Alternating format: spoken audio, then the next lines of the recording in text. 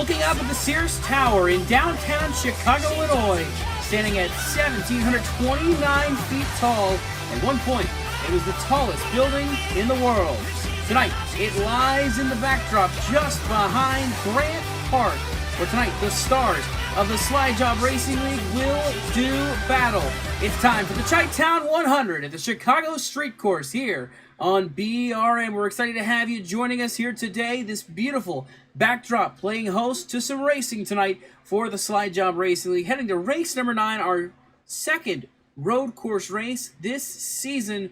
It's bound to be a fun one, and I'm looking forward to seeing how things play out here tonight. Dawson Allen on the call as always, and joining me tonight it is Randy Payne. Randy, coming into another road course race, the second of the season, what is the pressure that's going to lie on these drivers as they get ready to navigate this track and trying to make their way through these really tight corners?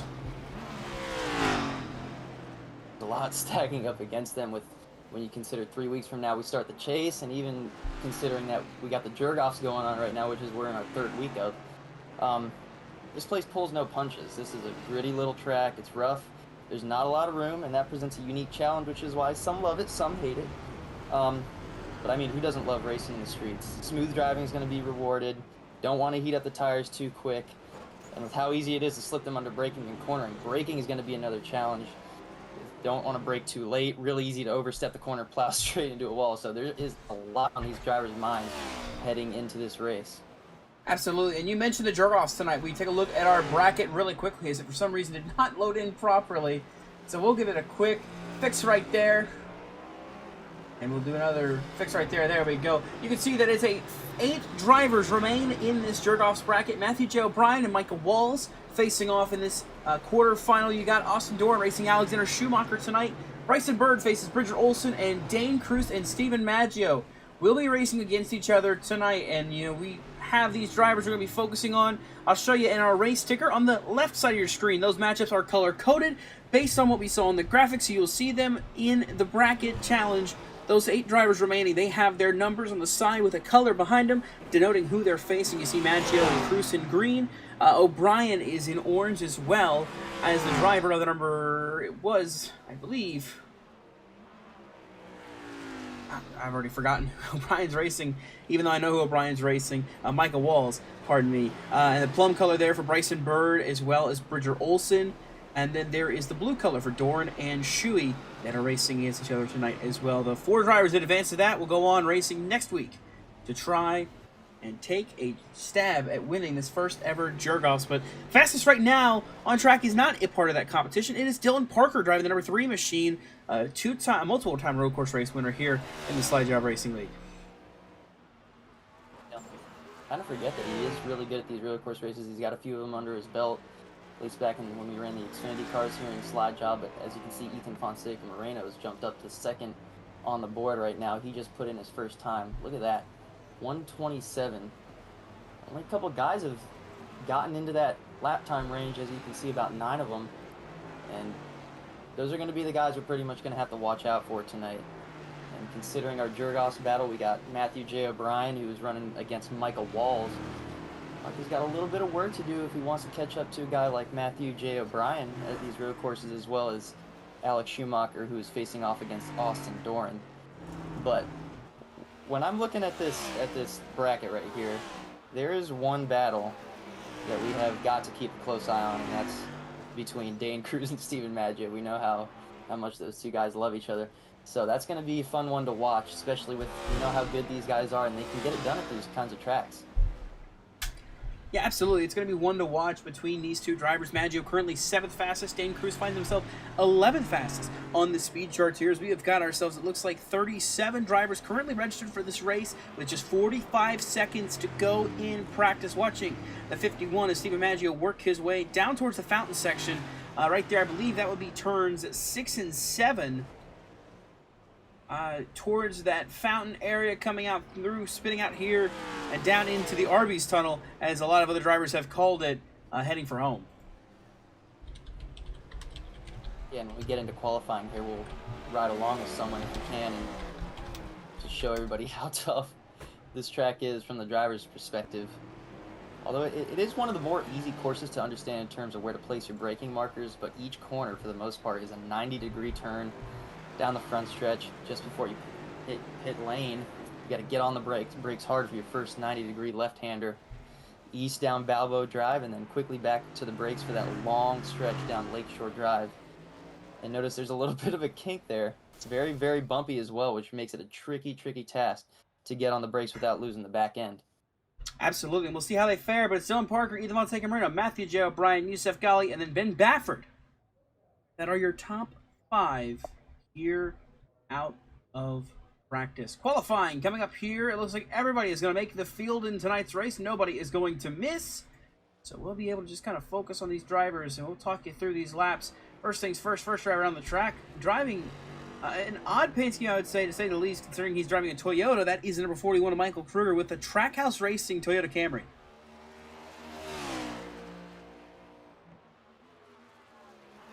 See here. Making his way down East Roosevelt, then turning back onto South Columbus Drive right here, the long straightaways here out of turns number 5 and turn 12. Those are South Columbus Drive. You'll be coming opposite each other, though, on either side as you head down the hard braking zone through turn 6.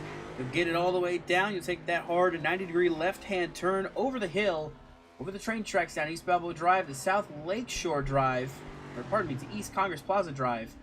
So Mike will hit the wall there on his warm-up lap, and right here's the fountain section. Call it the fountain section because there's a fountain right there in the middle, in case you didn't know. And this part is my favorite part of the track. It's really easy to slip that tire there, so guys are going to have to manage the throttle there a lot, manage the brakes. We head back over the bridge again. Down East Jackson Finally Drive. Into turn 12 and home to the start-finish line is Michael kind of spins it out there. He's going to back it up, and he's going to try again, it looks like. Some toes in the pit lane, actually. We'll go ahead and cut to somebody else. How about Jonathan Parker, number 48 machine? He has had a pretty good season thus far in that 48. Second win last week at Iowa. He's finally kind of getting back in the groove of things here. Would not be shocked to see the 48 put up some good results here today. He's another guy who's kind of really sneaky good at road courses. Down through the gears as he hits turn 1. And you mentioned about how just kind of simplistic this road course is. That's what kind of makes it, I guess, so tricky, is you kind of underestimate it. It's a lot of just sharp 90-degree turns, a couple curves here and there, but a lot of it's just straight 90s. You have to really be on your game, on your braking zones. You have to be getting it down into gear that you want it to be in. You have to mind the walls because of how narrow it is. Like, there's a lot going on in this car that these drivers maybe don't fully understand. Yeah, and as we go down here, I believe this is Columbus Drive. This is the most room that these guys are going to have on this racetrack, and it just kind of funnels. Every turn, you see JP go into it. See how it kind of funnels coming over the bridge right here? That's going to be really tricky when we get to this start, because remember, we do not have called cautions unless the track is blocked. And if there's a road course on the schedule that we could go to where we could see a caution for a block track, this is going to be a place to do it. And you can see right here, this section right here from 7 through 11, I mean, there's maybe enough room for 3 cars, if even, to get around this racing surface. So they are going to be challenging themselves to try to not wreck it, to try to put it around the track and have no problems. But as JP comes for turn 12, comes for the start-finish line, he'll complete his lap time. His drivers starting to complete their first laps here. JP was on a 1:29.379, which is good for right now. 5th fastest for the 48. Matthew J. O'Brien currently on the pole position over Austin Doran, Yusuf Ghali, Jonathan Jurgensmeyer, and JP, who is a second off our pole-setting time. Another thing to mention is getting your brakes right. You really, stepping just a little bit over the braking marker, you're going to go straight into the wall, and it's such a helpless feeling because there's really nothing you can do. I mean, you can try as hard as you can to get the car slowed down, loaded up, but your brakes are just going to lock up, and somebody else usually is going to pay the price as well. Dylan Parker now, we're going to cut to him as Jonathan Parker wrecked it there. So we'll cut to the driver of the 3 and see what he can do, making his way on this road course, trying to see if he can match that practice time and go top of the boards here. Matthew J. O'Brien currently sitting on the top spot. He went fastest, obviously. Austin Doran, we know how good he is at road courses. He's second fastest right now. And as we go through this qualifying session, it's going to be interesting to see what guys like Ethan Fonseca Moreno can do, what guys like Steven Maggio can do. Can they put up a better lap, potentially? This track position is going to matter a lot with there being no cautions. It's going to be important to get a good starting spot here, but also to get around the chaos, because we know how crazy this initial start is going to be. So to get ahead of the mess is going to be really important for guys who are points racing.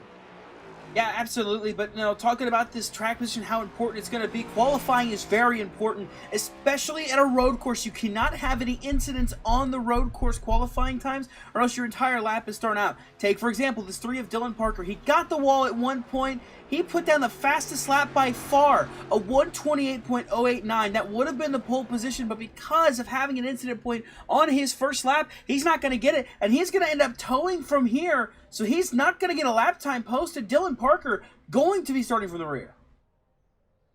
Big implications right there. Like you said, just grazing the wall. If you get a single X at all, it's going to negate your lap time.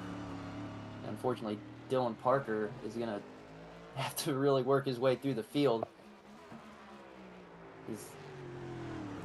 We know we don't have a full field tonight, but it's pretty close, so starting in the back is going to be tough.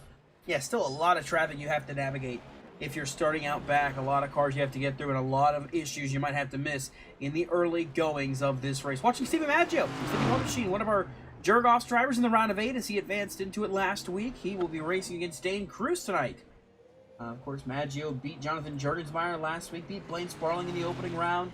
This is probably the least chalky matchup, I say, as it is our 2 seed and our 7 seed that are facing off in this round, or 2 highest seeds from that portion of the bracket racing against each other in the round of 8. The only other higher seed to advance really in this is the 5 seed Austin Doran and the 9 seed Michael Walls, as well as 3 seed of Bridger Olson. Those have been your highest seeds to advance. The 2 underdogs we got 2 underdogs here. Matthew J. O'Brien came in as the 17th seed. Bryson Bird, he's our miracle run so far, 27th seed coming in to the Jurgoffs, and he has made it to the round of 8. He's got to race Bridger Olson, though. A very tough challenge here at the road course. Yeah, you got to hand it to Bryson. Really putting in the work here, and honestly, I don't think it's out of the realm of possibility that he can advance even further. Against Bridger Olson, we know how good Bridger Olson is, but this Jurgoffs is really kind of given us everything we've kind of wanted from it. We've had upsets, we've had a little bit of everything, and unfortunately, I haven't really been up in the booth to witness it. Obviously, glad to be back, but hopefully these guys can continue putting on a good show like we saw for the Dash and Red earlier this season. And who knows? Maybe we can see another upset. You know, you never know. You can never really tell with how this season has gone.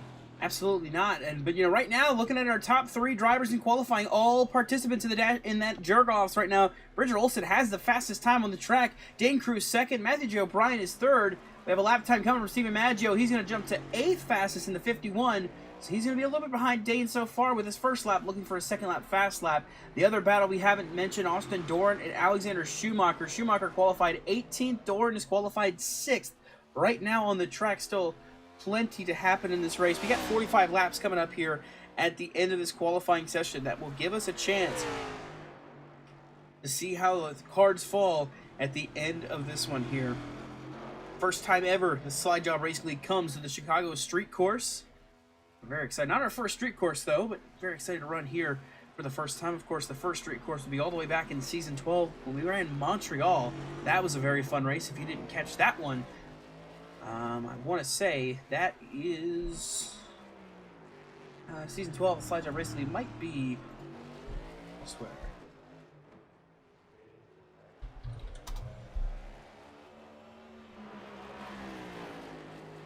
Watching Steven Maggio sending it here through towards turn 11, trying to get as fast as he can. Talking about Bridger Olson just a minute ago with the Jurgoffs, he put it on the provisional pole right now. So that's going to be a little bit more work for Bryson Bird to catch up to him, but I was saying, you never know. Anything can happen here. We still got 45 laps. Seems like a sprint, but we're in for a long one here. Maggio is 7th fastest on the speed chart, so he picks up a couple spots, but not enough to really make a difference. It's like everybody that's going to qualify is going to have a qualifying time. So that'll do it from us here in qualifying. Checkered flag will fly. We've got a pole sitter. We've got our field set so far. 37 drivers. Everybody makes the field. Everybody will be racing here in the streets of Chicago. 5 minutes of a warm-up, and then we get ready to go racing. 45 laps here in Grant Park for the first time ever. Slide Job Racing. So everybody got to take advantage of this last warm-up, this last chance you got to get on the track and get some time on it before we get the ball rolling in this race. Michael Kruger the first to launch out of pit lane, heading down towards turn number 2.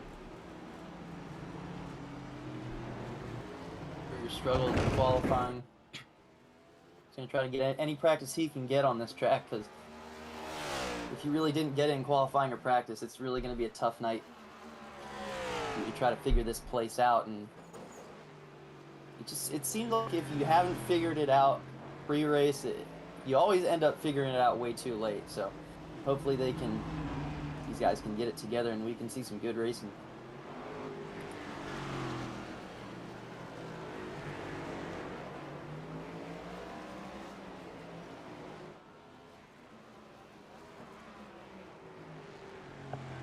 Of course, with only 5 minutes of warm-up on a road course like this, you really may be able to get 1 or 2 laps to try and push the edge, push the limit, see how far you can get, see how fast you can get, see what you can do. Maybe find something you can apply to the race. One last bit of practice here before the green flag drops at this beautiful street course here. Over the hill, down into the final turn for Michael Kruger. Slap the outside wall. Looks like he is going to go ahead and call it here. See Bridger Olson with a pack of cars right here. There's James Bomar, Christian Pacheco, I believe, in the 88 machine. Lane Sparling back in the background. Oh, barrel down towards turn 6 and a big hit there. Bridger Olson setting it in maybe a little too hard there. He'll pound that outside wall. Yeah, Dorn and it was Blake Sparling hitting the wall ahead of him.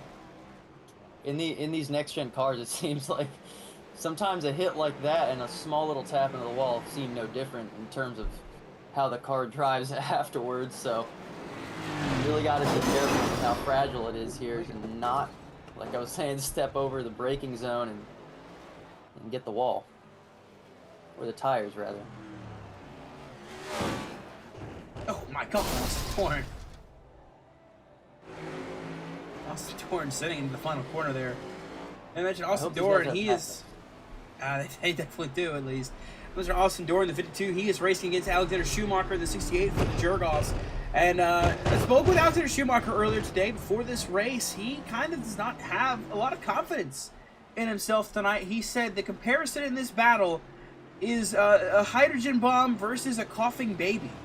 And he said that he is the coughing baby and that Austin Dorn is the hydrogen bomb. And that is the battle for the championship 4 slot in the Jurgoffs heading into tonight. The winner of that will go on to face the winner of Matthew O'Brien and Michael Walls.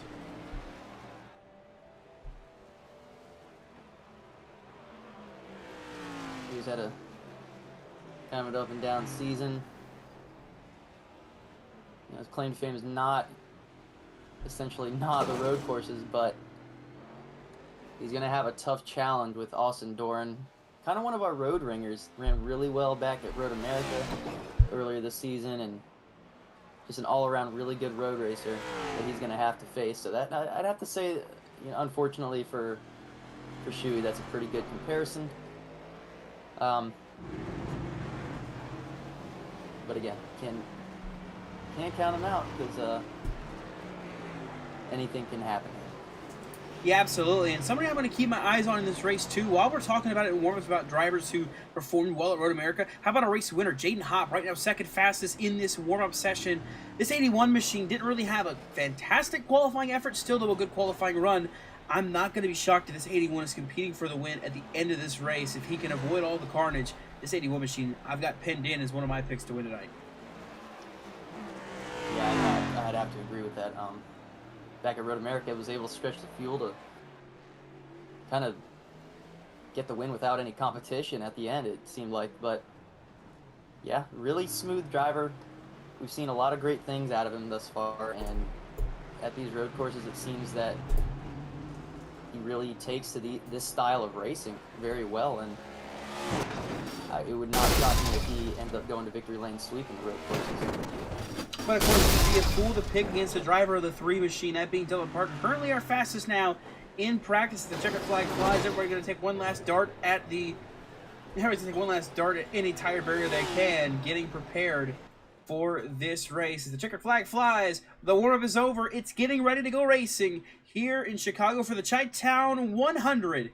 We got 45 laps of action awaiting these drivers in due time. We'll take a look at your starting lineup for tonight's race and tell you who's starting where, what battles kind of keep your eyes on. Starting on the pole position, though, tonight, it is the driver of the number 2, Bridger Olson, one of our Jawb drivers. Dane Cruz on his outside.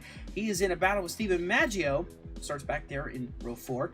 Matthew J. O'Brien races against Michael Walls tonight. Jaden Hopp, the first non-Jawb driver, starting in 4th. You got Yusuf Ghali in 5th with Austin Dorn, another one of our Jawb contenders. He is there in 6th place. Maggio mentioned facing Dane Cruz tonight. And there's Gabriel Dahari, a winner at the Roval last season, could have a chance to win tonight here on the streets of Chicago. Then it's Gino Mero in the 46 in 9th place. And rounding out your top 10, it's the 00 of Jonathan Jurgensmeyer.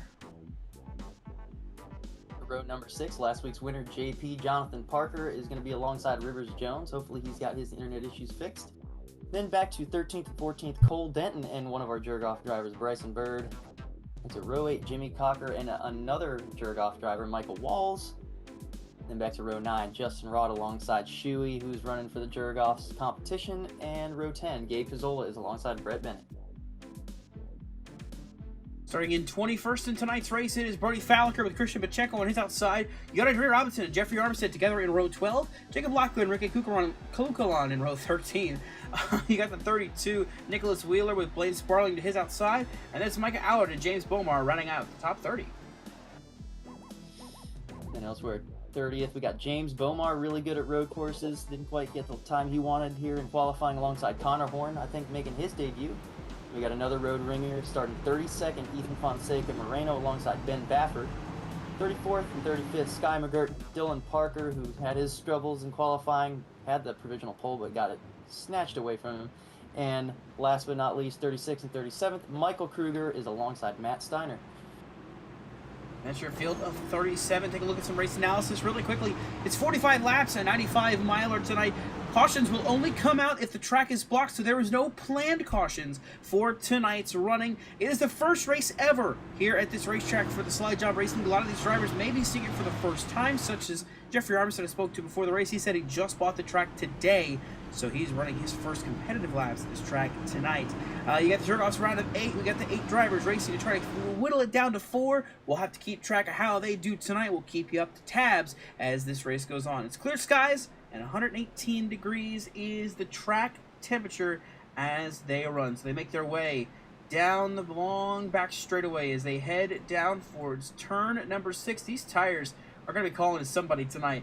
I'm interested to see who eats them. South Columbus Drive has got 2 sets of tires on either side of them because you've got 2 long straightaways that go down this road and lead to a sharp left-hand turn as the field navigates their way off of turn number 6. They go over the hill, over the train tracks, down into turn number 7, another sharp right-hand 90-degree turn, and then they will go through this small little fountain section right here over by the statue. In turn 9, you'll see them come full bore towards you here through these corners as they'll loop their way through by the statue right up there.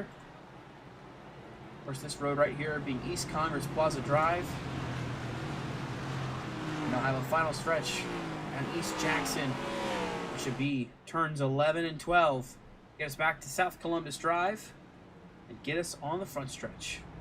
Pace truck leading this field. They're snaking their way through these tight corners. And it's about to be go time. We got 45 laps of action. The pace truck going to get up ahead of the field and take off back down pit lane.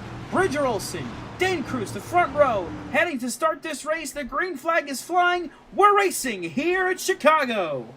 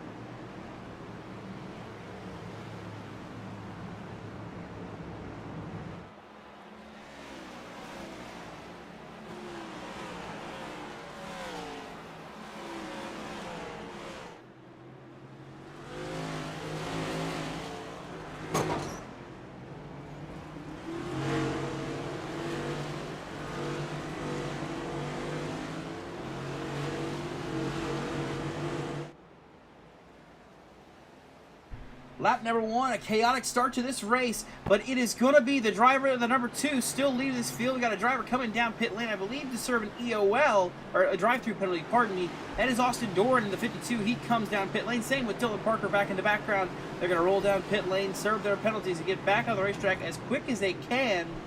Doran going to lose all this track time right here. He'll cycle back out. It looks like about 25th place. But he gets back out and drives by turn 1, and that was where the action started. At the very beginning of this race, we did not even get a lap in. We didn't even get a corner in before we had our first accident. We'll take a quick jump back. Yusuf Ghali shoves it 3 wide inside of O'Brien and Hop. They both go head-on into the tire barriers, and it is a steep drop for the 43 and the 81. They drop all the way back through the field. O'Brien is right now 19th. Jaden Hop is currently in 31st place, just trying to recover some of these spots.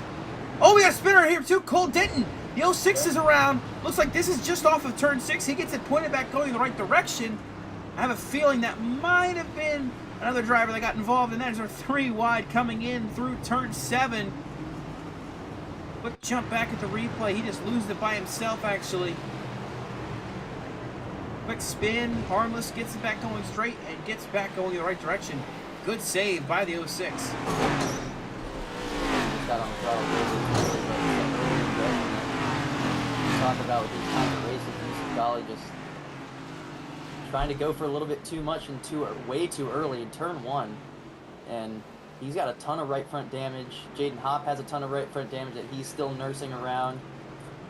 So nobody really ended up being the benefactor out of that one. But Bridger Olsen is just trying to check out here.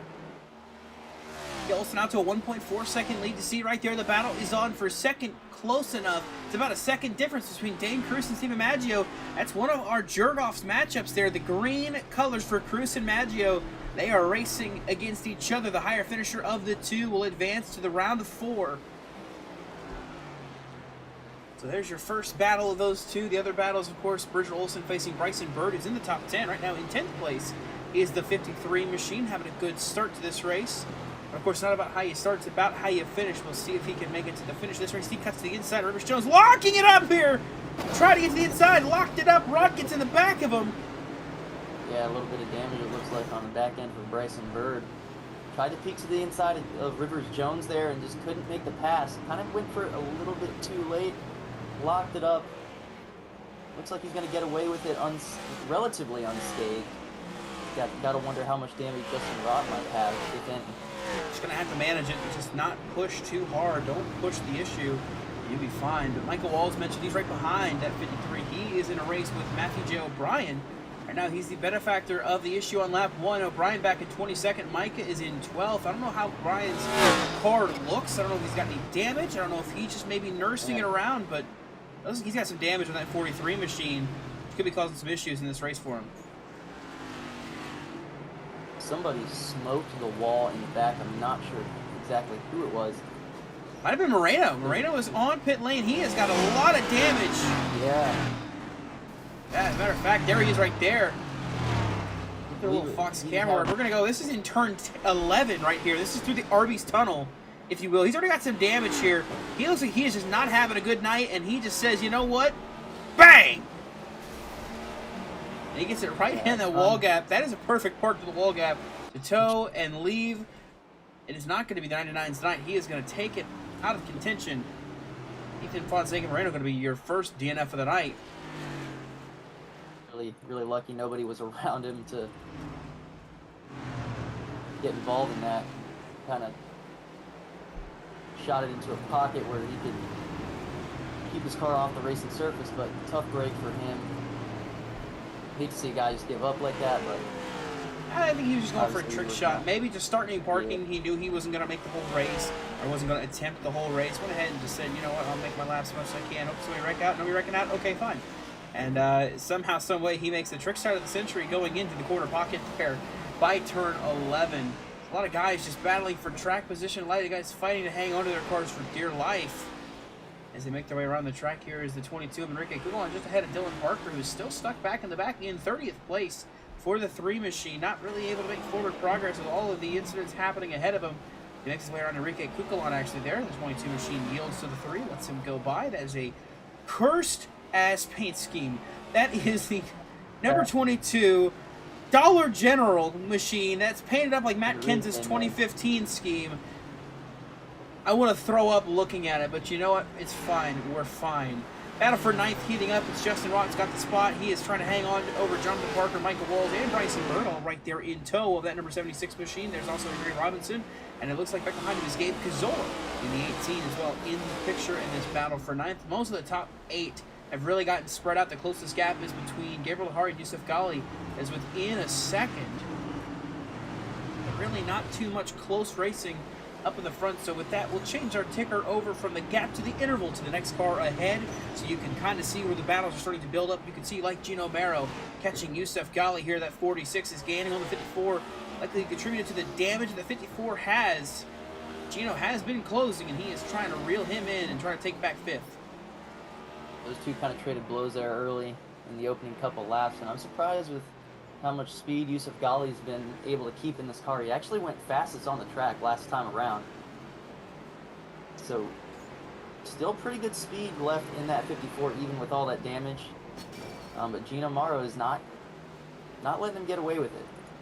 Gino had one of the fastest laps that last time by a 1:29.3, and Yusuf had a 1:29.8, so a half a second faster for Gino Mero than Yusuf Ghali that last time by. Of course, it's bound to change each coming lap, but it's all about who's battling who. And there's a sliding, almost James Bomar almost went around over in turn number 3, or turn 2, pardon me. A great save. He hangs on to it, but he'll lose the spot to Denton, and then he'll lose the spot to Doran in the 52, who now goes by. And not far ahead of Doran is the 68 of Alexander Schumacher. His battle in the jerk-offs very much within striking distance. So Doran got a little bit of damage on his front end. Not sure where that came from, but that all started when Cole Denton started to slide the tires on corner entry. Got into James Bomar, but they were able to save it. The tires are not going to like that. That is not going to be good on your tires. They're going to have to cool those things down and get back in the groove. Doran really thought about sending it there into turn 6, thinks better of it, backs it out, and falls back in line with Denton. He'll follow him through the fountain section here as they make their way over towards turn 11. Another shot to try to get a run and get by this 06, but a really risky passing zone here. If you go for it, you can see there Ben Baffert, who's not afraid to go for it. This number 23 machine has been on a steady march forward since the drop of the green flag, already up 16 spots from starting back in 33rd place. That number 23 is rolling here. He's got some speed in that 23. Ben was really fast in practice, so no surprise there. He just got around. Oh, and he's going to send it! Oh, and just like that, he sends it too hard into 1, takes out the 53. They're able to both get going in the right direction, but everybody just taking action the way they can. Heavy front end damage looks like on the 23. Heavy. Yeah, that heavy damage. Looks like they're going to continue. It just got really late on the brakes. going for that rabbit in front of him, and Jimmy Cocker load up his car a little bit early, trying not to hit the goal. Chaos ensued, and that's the tough thing about this track with how, I want to say how easy these braking zones are. These braking zones are cut and dry. So if you overstep it just a little bit, something like that's going to happen. And hopefully Bryson Berg can continue on here. That's a tough blow to his chances here. Ooh, battle right here in the 68 and the 52. Oh my goodness! Schumacher cutting the door, slamming the door, I should say, on Austin Doran, not letting him by for 15th place. This is a battle in the Jawbs here. This is a battle for advancing to the championship 4 in this battle of the playoffs. They are neck and neck, door to door almost here. That 52 is much faster. That 68, though, can defend. Oh, my God. Bryson Bird all over the place there, coming up the hill. As there's Matthew J. O'Brien right here behind him. Watching Doran trying to get the run on Schumacher. Schumacher continues to try to block. Doran thinks better of it for peeking inside. He's going to try to cross him over into turn 2 if he can. He was trying to set up for it. Make a shallow entry into turn 1. Can he get there? Can't get the power down.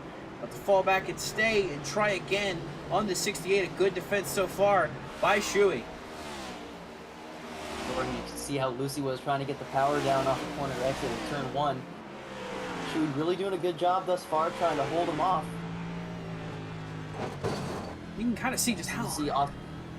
Yeah, right on edge. They're just on the ragged edge right now, and Shuey's taking some really defensive lines through each corner as to not give Austin that advantage, but that leaves him susceptible to getting crossed over.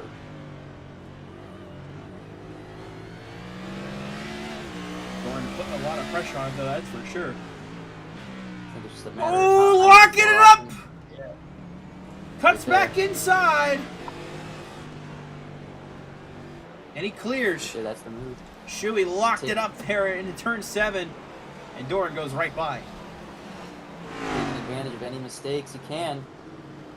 It's really one of the #1 ways to pass at tracks like this is to pressure guys into a mistake. And I'm not saying Austin pressured Shuey into a mistake by any means. I think Alex was just trying not to hit Cole Denton, and that allowed Austin Doran to get to his inside and make that pass cleanly.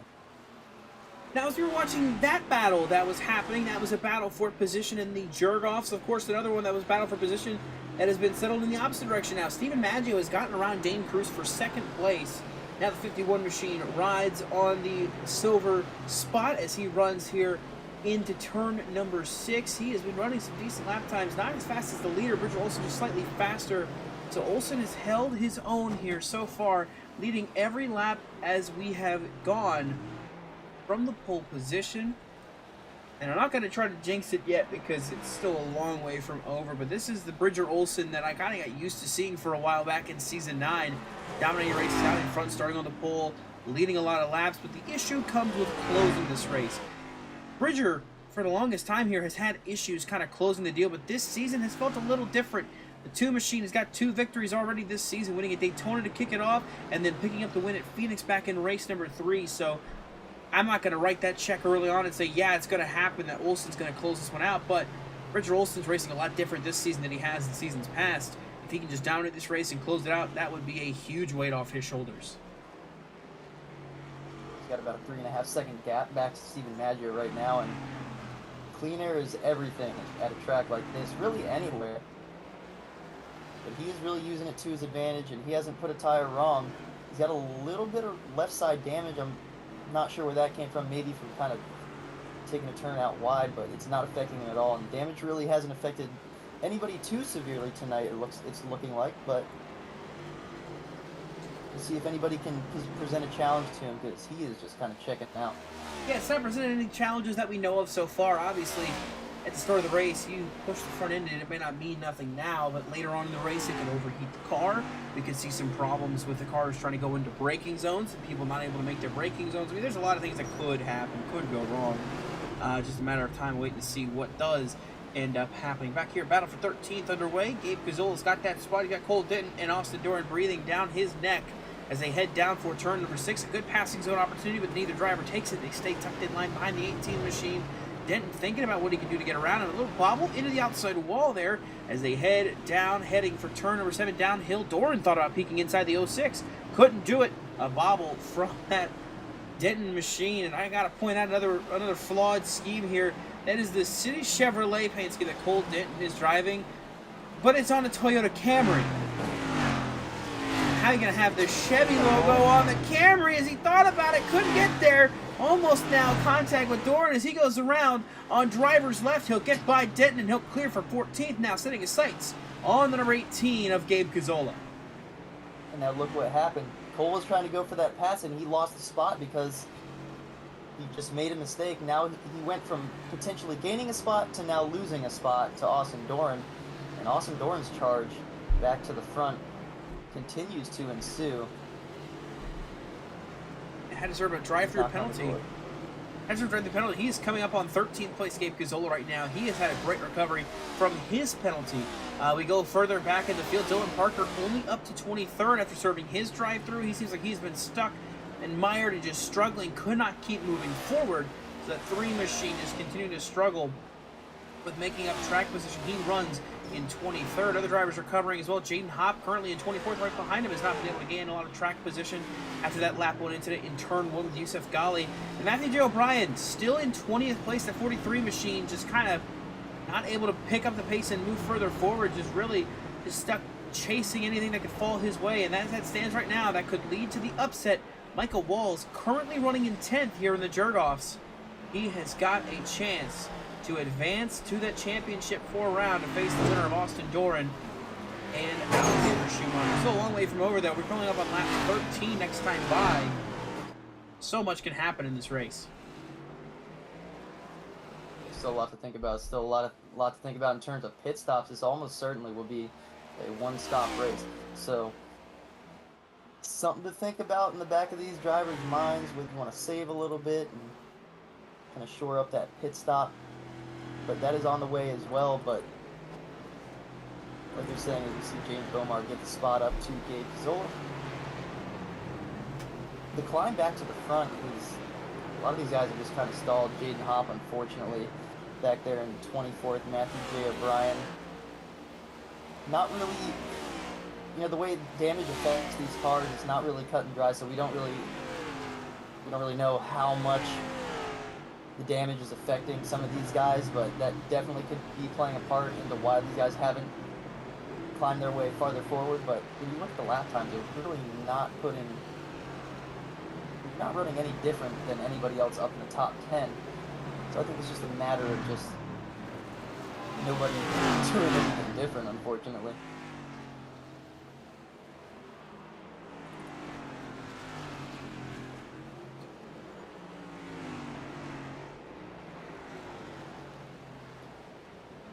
You see the race now is on for 3rd.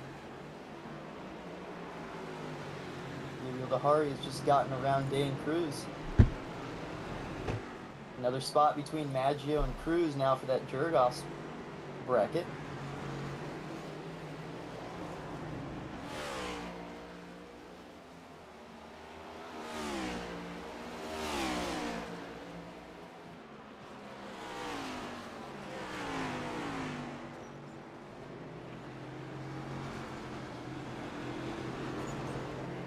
We're getting some information from one of our broadcast partners that EOL, or rather that drive-through that Austin Doran had to serve at the start of the race was for changing lanes on the initial start.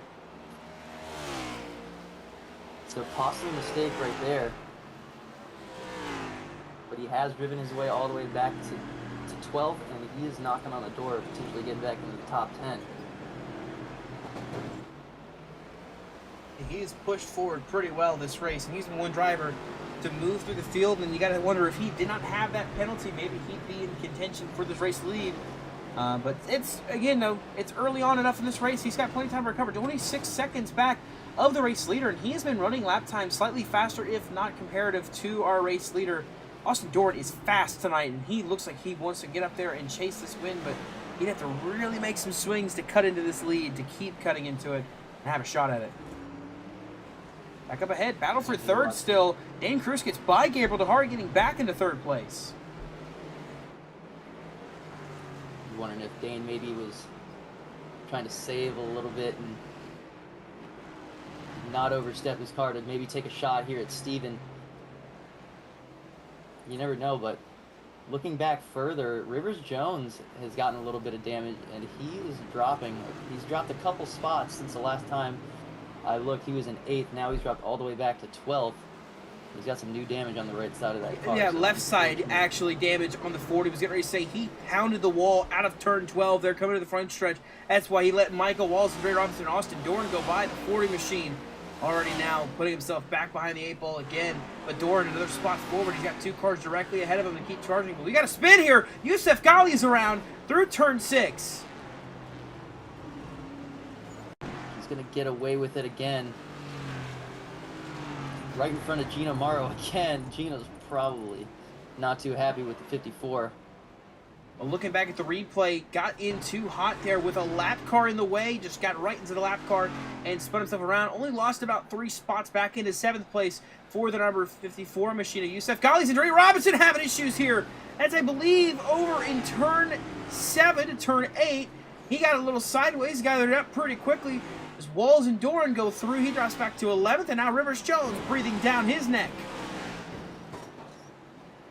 And Micah kind of just let it happen. He just kind of let Andretti get loose right in front of him. And Micah, if you look at his car, he just does not have a scratch on it so far. And I don't want to jinx him, but that move right there, letting Austin Doran by. Ooh. Doran just about lost up a turn 12 after getting by the 24 machine, about to put a scratch on him.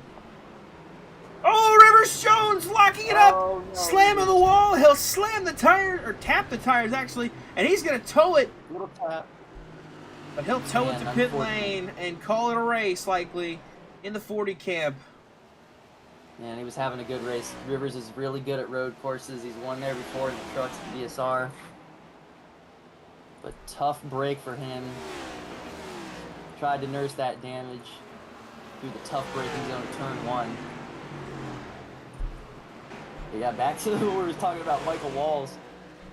Really, he's hasn't net lost a spot yet through all of this. He's still running in 10th spot, so as he gets a little bit loose off the corner, just letting everything play out around him. He's safe right now, but Matthew J. O'Brien is creeping up. He's creeped up about 3 positions ahead of where he was when we last checked in. He's up to 17th. He's been able to benefit from drivers having issues ahead of him. That's what O'Brien just really needs, is a lot of these issues. But the thing he might need the most, he might need that track blocker. He might need that caution to come out to put the field back together to have a chance to get some more spots. He is kind of just mired as there's a car off right there in turn 11. I believe it's 32 Nicholas Wheeler, who is currently stopped. 2 laps down. Gonna get back going. Good night for the 32. 28th place, but he is currently 2 laps down, leaving us with only 26 cars on the lead lap, including 22 of Enrique Cucalon is currently last in the lead lap. He is currently making his way through turn number 7 and 8. We'll find Bridger Olson, who is not too terribly far behind, coming down into turn 7 right now.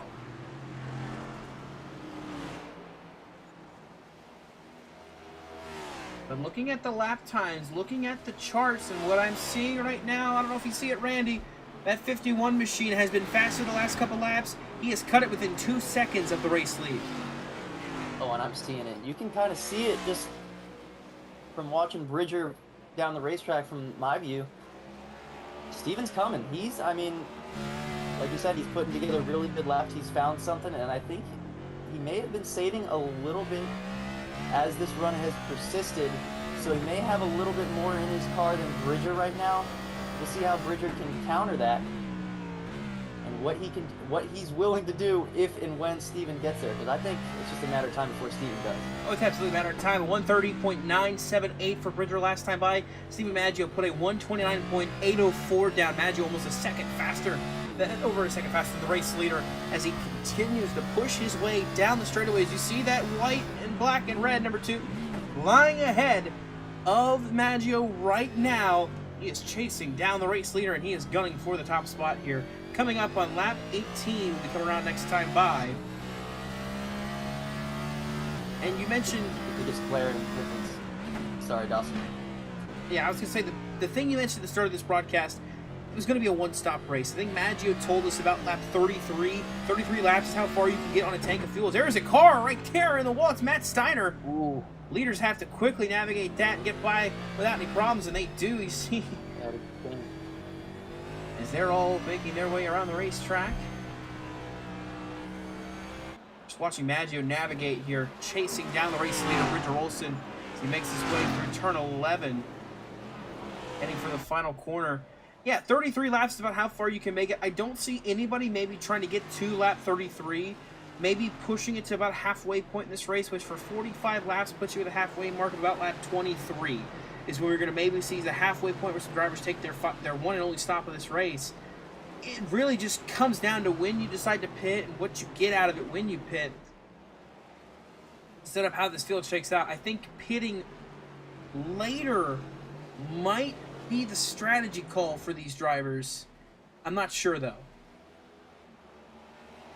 Well, it all depends about how much tire wear, how important tire wear is, and it's really, honestly, at a real course like this, not too important to be able to overcut, or rather undercut. So I would expect a lot of these guys to kind of stretch it as far as they can. But one of the glaring differences between Steven and Bridger right now is you can just really see how good Steven is into the braking zones. But just the power that Bridger's able to get off the corners, he's able to get up through the gears and get the power down a lot better than Steven. And I think that's just because Steven can see Bridger. He sees him right there, so he's able to kind of have a reference point to where he can get an edge on his braking zones. But we'll see how long that can last, because that leaves you susceptible to heating up your stuff, heating up your brakes, your tires, and like you said, can he get closer before this pit stop occurs? And if he can try to undercut him, that's just to be determined. We'll have to see how that shakes out between these two.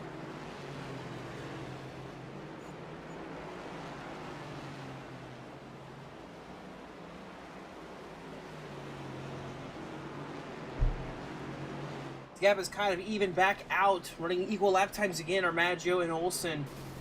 Dane Cruz still in third, Dahari fourth, Gino Mero is fifth. We got our first stop though of the race. Yusef Ghali is on pit lane. Here at lap number 19, the 54 comes down pit road. See the other driver on pit lane there is Brett Bennett. I think he might have called it a night. He has been on there for 7 laps. I don't know if he had an issue or what, but he is off and he is done. Other driver spun around. Brody Fowler spun around the racetrack. Here by turn 7, he gets fired up and back going. He had a little bit of trouble getting into a stop. He had to back up and back into a spot. I believe he was a little bit too far to the right.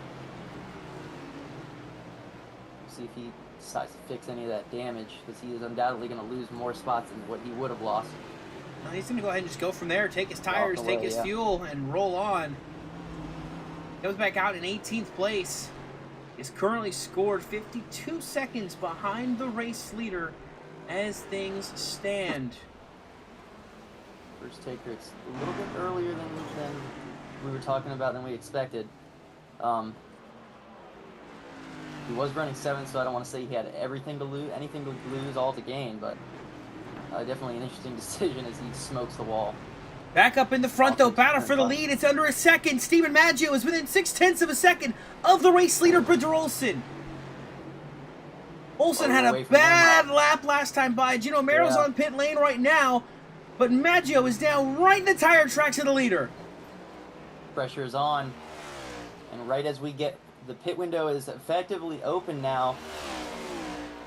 So this is going to be big between these two. If a position change happens right before these guys decide to come down pit lane, as you can see, the pressure is there. Bridger is trying everything he can to keep that power down, but honestly, I don't think the rear tires are there like they were before. Maggio thinking about trying to get there into turn 6. Closes in the gap here as they make their way through the left-hand turn, heading down the hill for turn 7. Yeah, Bridger's getting close to making a mistake as they went down the hill there over the bridge. Right here. Now you're just trying. Yeah, through Congress Plaza, you can get really loose here. And you can see that 2 machine is struggling as he takes his way through that section, heading down to turn 11. That's where Maggio makes up a lot of time. He gets right to the back bumper. Heading down. Maggio's right there, within 0.3 of a second, as he tried to make the move into turn 1 to go for the top spot. Bridger's going to try and make a defensive line here. Maggio just so good through the braking sections. It's mind-boggling how much better he is, Bridger. You see Bridger kind of take that defensive lane there into turn 3. Oh, car around right there, Jeffrey Armistead. They're going to get by him pretty quickly. Get ready to say, too, what it looks like is happening is Maggio's able to charge the corners effectively better. He's able to get in hotter and lock it up and brake a little bit later in the corner. Where Olson's able to benefit is because he can defend that corner so well, he gets the run off the corner that Maggio doesn't get, which is where you see the difference. But right there, the incident, hitting in the wall right there is Dane Cruz sliding a little bit of that background. That's for 3rd place right now. Up here, the battle is for the lead. Maggio again, hot into the corner right there in the tire tracks. Can't quite benefit. Gabriel Dahari got by for 3rd. Dane Cruz had a bobble there on the exit of turn 5. This race has ebbed and flowed. You're starting to take a look at who took care of their stuff and who didn't, as Bridger's starting to struggle big time as the pressure is even on thicker and heavier than it was before between him and Steven Maggio. Oh, Gabriel Dahari had an issue as well now. He drops the spot back to Dane Cruz. It's just, there's stuff going on everywhere right now. Yeah, you don't know where to watch. But the battle's for the lead. Oh, Maggio's right on the back bumper. He cuts into pit lane. I was wondering if he was going to do that, if he was going to get as close as possible and then cut right down to pit lane, and that's exactly what he did. And now Bridger's got a decision to make. Does he run this long, or does he follow him down this next lap? That has got to be the best timed pit lane entry I think I've ever seen. Steven Maggio got right to the back bumper of the 2 and then cuts it hard left as Dahari goes around in turn 1. Oh. Maggio cut that hard left to pit lane. It was a perfect execution. Dahari does not cut the hard left in turn 1. He gets the outside wall and more damage to our 3rd place car. As more drivers continue to just navigate this track as best they can. A quick Austin Doran update. He is currently scored in 5th place, just ahead of Steven Maggio, who just came off of pit lane. Ooh, and he missed his turn 2. Man, we're jinxing everybody with everything we mentioned and jinx it. Justin Rod, a little bubble off of turn number 2. When is he going to wreck it here, I guess? Because we decided to highlight him now. He's going to wreck it at some point, right? Side by side, Andre Robinson, Michael Walls. Jordan carrying a big head of steam. Lap 22 mark right now. It's lap 22 for the leaders. Effectively would split the race dead in half if Bridger decides to come down and pit right now. Yeah, he is. And he does. Just does not need to speed on pit road. No issues on pit lane for the 2 machine of Bridger Olson. Dane Cruz is coming in as well. So Gabriel Dahari in 3rd place decides to do the 36 machine. He's going to come down pit lane. Jonathan Jurgensmeyer, he decides, you know what? I'll stay out an extra lap. I'll take a lap lead. Thank you very much. So Jurgensmeyer will stay out, and he'll lead here as we hit the halfway point of this race. Clean air. See how your car is without anybody in the way. And I hear Steven Maggio coming down the front stretch. Bridger Olson getting his tires on. He's going to mash the gas off of pit lane. Steven Maggio coming into turn 1. It's going to be close. They're going to be right side by side. Maggio is going to overtake for the race lead. When they cycle through, it's Maggio who's the first off of pit lane. The undercut works. It does, and that's just really smart race from Steven. To try and get a heads-up move on Bridger. But now Bridger's got to lock in here. He's still got a chance. Maggio hasn't driven away. Now Maggio has the advantage. And Bridger can maybe use him as the carrot now to try and chase him down. So definitely not over by any means, but really good racing. Yeah, fantastic call by Steven Maggio to pit the lap before that number 2 machine does. He pits earlier than the 2. He gets the race lead And you got to attribute it all the way back to that pit stop, getting right to the back bumper of the 2 before coming down pit lane. That's what got him the lead as of right now, but Bridger Olsen is right there back on the offensive. It's not going away, and I wouldn't expect him unless it's a mistake here that I don't think he will go away. As you see him navigate around Christian Pacheco, I think just turned it around over the bridge there. But now Bridger's got the advantage in braking. You can see how he closes right back in. It's like they've pretty much essentially flip-flopped. Steven hasn't had clean air tonight. So we'll see what he can do with this opportunity that he has. Does he decide to take care of his stuff like he did before and let Bridger stay there, hang with him? Or does he decide to push?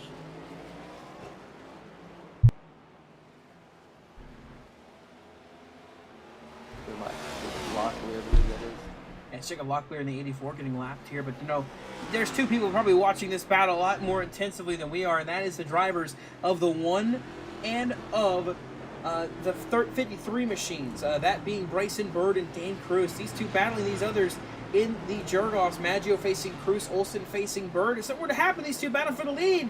That could be their ticket to advancing to the round of 4. Dane Cruz and Bridger Olsen. We know whose car Bridger is driving right now.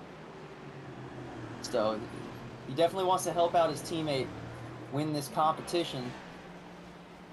But I'm sure he's really probably more concerned about getting a race win.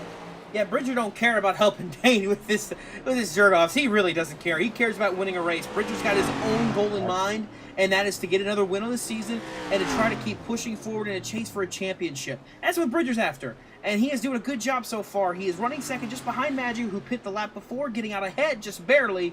Now Bridger is on the chase. He has to make the move to get by the 51 to take back the race lead that he had from the pole position all the way up until lap number 24 when he elected to come down pit road. And Jonathan Jurgensmeyer, driving the number 00 machine, staying out, still leading this field. He'll have to come eventually, but he is staying out so far and making it work. As we got another driver on pit lane right now, that's Jaden Hopp, the 81, back there in 9th place. Comes down pit road. Battle for what will be the proverbial lead as soon as we have Jurgensmeyer come down pit lane. It's Maggio and Olsen battling with each other. And Drew Robinson has yet to pit, currently in 4th place. Dylan Parker in 5th has yet to come to pit lane. Dane Cruz in 6th is the 3rd car that has come down pit road. Gino Mero right behind him in the 46, having a great run, very quiet run for Gino Mero right now. And Gabriel Lahari cycled out behind him back there in what will be 5th place when we get back cycled through. Guys are still in the battle for what is going to be the race lead. Sure. But if you still notice, if you look closely at Bridger's car, he still has a little bit of left front damage. I wonder if that might be affecting his car, because it seemed like when he got that damage, Maggio was really able to close in, not taking anything away from Maggio, obviously, but got to wonder if that's affecting Bridger's car. But it's really not affecting his ability to stay close to Maggio. I mean, there's still definitely a lot of speed left in that car, and this is far from over. Jurgensmeyer pits finally from the race lead. That gives it back to Steven Maggio now, who takes over the top spot for the first time tonight, as there's Bridger Olsen chasing behind. That's the 68 machine right there. I believe Alexander Schumacher getting lapped here. That number 68 currently scored all the way back there in 21st place, leaving us 20 cars lead left. The next one they'll lap, the 53 of Bryson Bird, who's trying to hang on to this lead lap position. The guy he's racing, Bridger Olsen, is battling for what's going to be the race lead now, as Maggio holds the top spot. Olsen still putting pressure on the 51 machine. This guy's hoping for a miracle, but I don't want to shift too far away from the lead. But if you notice, that number 43 car is inching closer and closer to Michael Walls, and we might have a battle on our hands between those guys before it's all said and done, because Matthew's on a charge. Hey, you see the gap right there? It's currently sitting at 3.9 seconds. O'Brien is trying to catch the 24. These two battling in the Jurgoffs, I should say, as the competition battle in the round of 8 in the northwest part of the bracket. Of course, Matthew J. O'Brien coming in to this race as he did. He comes in, pardon me, O'Brien coming in tonight as a 17 seed, knocked off Sky McGurk, and then beat the 32nd seed Micah Allard, who beat Tahari in the first round, in the round of 32. Micah Wall's the 9 seed coming in tonight. He had to beat Jacob Locklear and Gino Mero to get to this point. Steven had a little bit of trouble there in turn 1. That's going to allow Bridger. There's a car around there in turn 1 as well, but they're side by side through turn 2. Olsen on drivers right now is the 51, trying to hang tough on the top side. This is going to get tricky here. This is a tough braking section. They're going to go side by side as it funnels down here into 4 and 5. New leader. Bridger Olsen back to the point. Maggio falls back into second. All right, well, now Maggio has realized that he conceded there. He lost the lead. Now he's got to go back on charge mode again. Maybe try to force Bridger into a mistake. And they're going to come into a little bit of lap traffic, so that could be a factor as it has been already. Maggio's just got to try and keep that pressure applied so that Bridger doesn't get away like he did early in this race. So long as he's breathing down his neck, Olsen will not be comfortable. Olsen will be looking in his mirror just about every lap to make sure nothing is going to happen to him. As we got more damage, Yusef Ghali, heavy hit here for the 54. Have to look back and see what happened to him. He just locked it up. In turn 6, he got more wall contact, and that 54 is even more beat up. Holding on to 7th right now, but he's going to have to fight the rest of this race about maybe... I can't do math right now, so don't ask me. 18 laps to go. 18 laps to go. Yeah. So. Tough night for him. Since coming back from that suspension, he had to face that 3-race suspension after Kentucky. The struggles have been apparent for Yusef Ghali and the 54 team. But back to the leaders. There's 4 lap cars ahead of these guys. And that's going to get interesting because some of those cars, one of them being Cole Denton, Brody Falliker, a lot of those cars are slower on the track right now, but they're in a battle. They're battling. You see 47 Brett Bennett give way.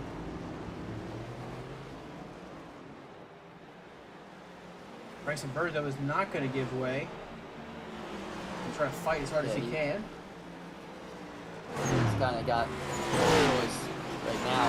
He wants to keep his Jurgoff hopes alive.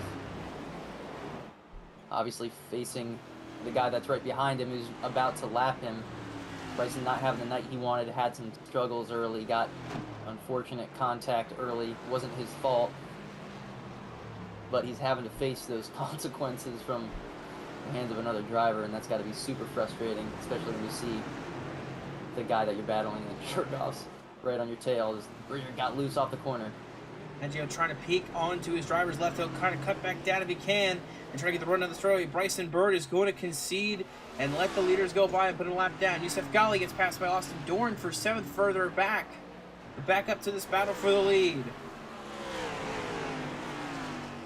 Oh, and Cole Denton goes around in front of the leaders. They're going to have to take it quick and easy, get by him, no problem. That could have been horrendous if that had happened, if these guys were just, you know, a hundredth of a second closer. Make their This way battle through. still rages on. Through turn 6, heading downhill. And the building's in the way of our blimp camera. Another problem, Yusef Ghali again goes around. He drops back to 13th place now, continuing to plummet through the rankings. He's the 54 machine.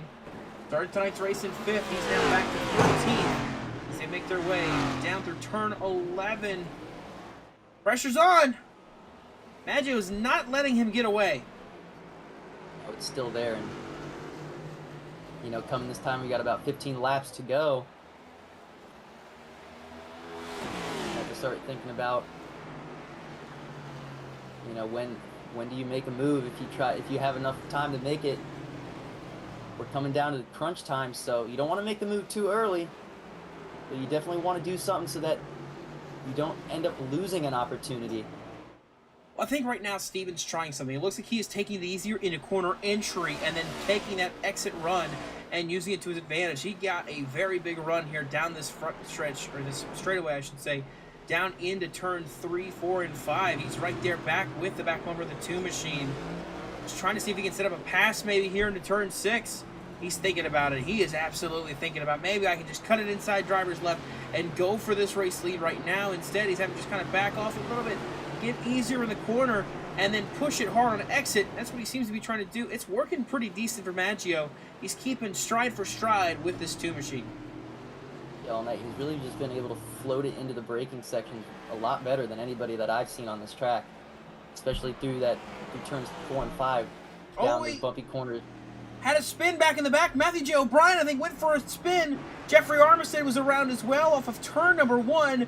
O'Brien lost it. He has been dropping back. He's back to 16th place right now in the 43. He was catching Michael Walls, and now he finds himself way deep in a hole, and Michael Walls just trying to coast his way through the rest of this race in 9th place. If he can complete this one, he'll advance to the next week's Final 4. All he's had to do is just keep it clean. It looks like that's working for him. Now Maggio even closer.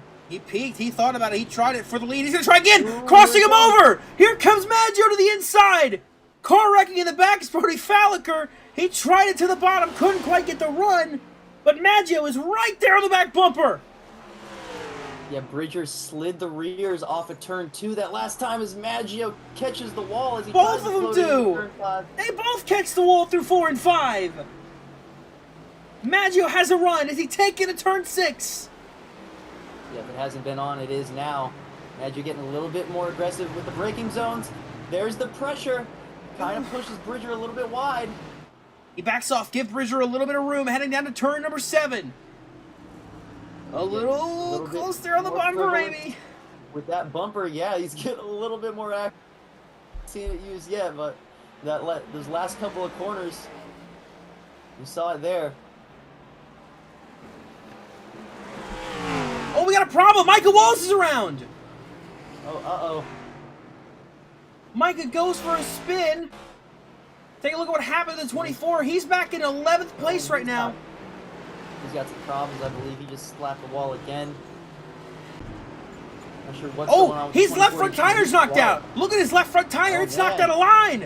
Yeah. Oh, if he knocked the toe link out, that is huge. And Dre Robinson's slowing the track as well, and that's going to help Matthew J. O'Brien in the 43 machine, who's chasing Michael Walls to advance to the Final 4 in the Jergoffs. We have to go back and see exactly what happened to Micah. We haven't seen that happen tonight. We haven't seen anybody have any mechanical issues like that from any contact. So this is a really bad time for him to have that happen, obviously. But yeah, it looks like it starts. He hits the outside. He hits the wall hard, driver's side over, coming into turn 4, and then again right there with Andre Robinson some contact. It looks like. Yeah, that was just a bad sequence of corners through Lakeshore Drive. Oh man, where it kind of banks and kinks off to the right a little bit. That's a really tough corner. If you're off the bottom just a little bit, those bumps can really catch you in a bad spot. And for both of those guys, caught him at probably the worst time that it could probably catch him. Micah went to pit lane. He is going to likely be done for tonight, and that is huge for Matthew J. O'Brien, who can breathe a sigh of relief after that happened. He can recover, and if Micah doesn't get out there and get to her, O'Brien doesn't have any issues the rest of this race, Micah is not going to be able to advance, as there's issues there. Pacheco got the wall ahead of the leaders. There's a drag race down the front stretch heading into turn 1. Now you're going to try to outbrake him, and he does. Let's see if Bridger can cross him over. Maggio didn't get on the power just in enough time for Bridger to just slot in right behind him. And we have a new leader yet again. Yeah, it looked like Pacheco in the wall ahead of the leaders is what stacked up the 2 machine right there on the corner exit. Oh, he catches the wall too, actually. You'll see it right here in turn 12's camera. Just to lose the bobble, the slight wall contact, and that's going to be enough for Maggio to get by. Now, can Maggio check out from the race lead and steal this one from Bridger Olsen with 13 to go? Oh, Bridger! Really loose. That might be it. Still a long way to go, though. So 12 laps to go as Maggio has the trouble.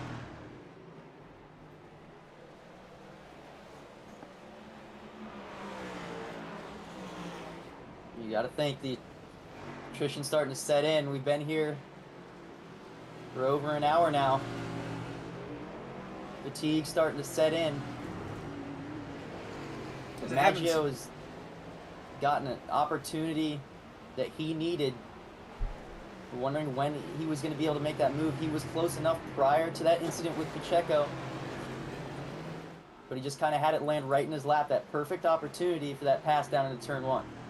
Of the two drivers that had drive-thrus at the start of the race, Dylan Parker and Austin Doran, they're up to 6th and 8th respectively. Doran in 6th, Parker is in 8th. He just got by Justin Rott. He's got about 8 seconds to try to catch Jonathan Jurgensmeyer, who's losing touch with the 52. And just like that, though, this race has kind of spread itself out a little bit. Not too much traffic up ahead of the race leader, I don't believe. There's one car ahead, and that is the 40th Jonathan Parker, currently scored in 14th place. He is ahead of Steven Maggio and Bridger Olsen right now.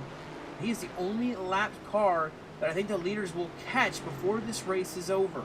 Jeffrey Armistead is going through the fountain section right now, well up ahead of the leaders, and that's the closest lapped cars we have. So only 2 cars could play a factor in this finish here tonight if Maggio and Olsen keep it perfect. I feel for guys like Dylan Parker. Had he not hit the wall in qualifying, maybe in a position of one of these guys up here, up at the front. But great recovery, back to 8th. He set one of the fastest laps overall throughout this entire race, so you got to feel for him.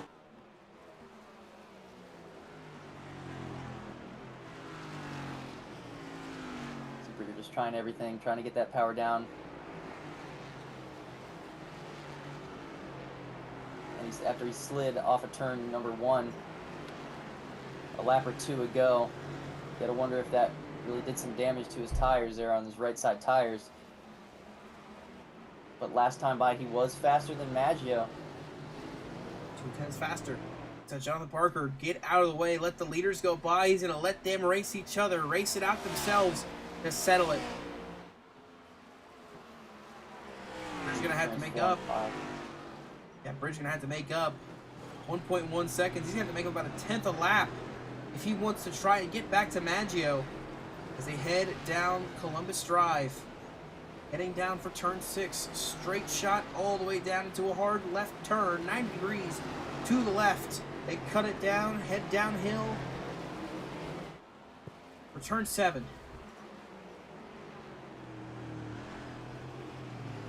Again, this part of the track, especially here in the fountain section, this is kind of susceptible to making a mistake if you're pushing a little too hard. It's really slick through here, so you do not want to put a tire sideways, because usually you're going to go around. As you can see, Bridger's closing even more through that section. Yeah, it would tend to go here. Bridger's going to have to push like crazy through that section. That is a make or break section on the racetrack right there. You either are going to make up a lot of time or you're going to lose a lot of time. Yeah. Right there, he's within a second gap with 10 laps to go. He cut a tenth that last time by, a couple tenths actually that last time by, 3 tenths to be exact. And Bridger does not think that's going to be enough. He smells blood in the water. He wants that 51 machine. He wants to get back to it if he can. Well, don't look now. I don't think it's really going to be a factor, but behind these guys, Dane Cruz is kind of methodically put himself in a position where he can at least see those guys.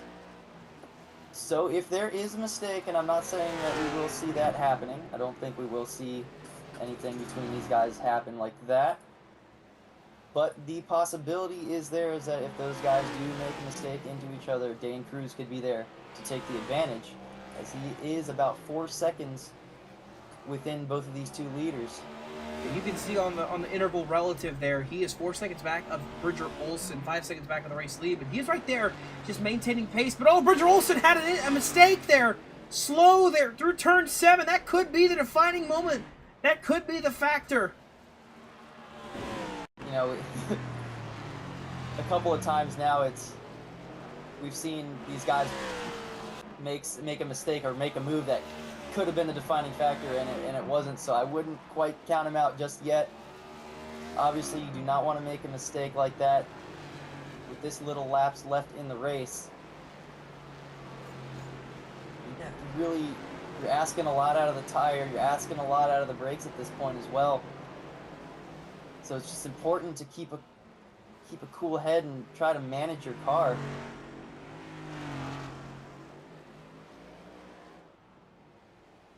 You can really see that Bridger's now struggling to get the power down. His car is wanting to get come out from underneath him as soon as he gets the power down. So the dash for Brett is all but settled right now. The only one that's really super up in the air is the battle between Maggio and Cruz, first and third. If something happens to Maggio and Cruz is able to capitalize, that could be a battle. Bridger Olsen leading, or second place right now in this field. Bryson Bird is currently 15th. He is a lap down, so he is only going to be a factor if Olsen wrecks out of this race and Bridger and Bryson get past him. That's the only way he beats him. Michael Wall's currently on pit lane, 5 laps down, still serving time on pit lane. He is not going to advance over Matthew J. O'Brien. The 43 will advance to the next round. And then Austin Doran right now finds himself in 6th place. Alexander Schumacher has called it a night, so Austin Doran in 6th place right now. He will advance to the Championship 4 in the Jergoffs. He will face the winner of, he will face Matthew J. O'Brien, I should say, because he's likely locked to advance over Michael Walls.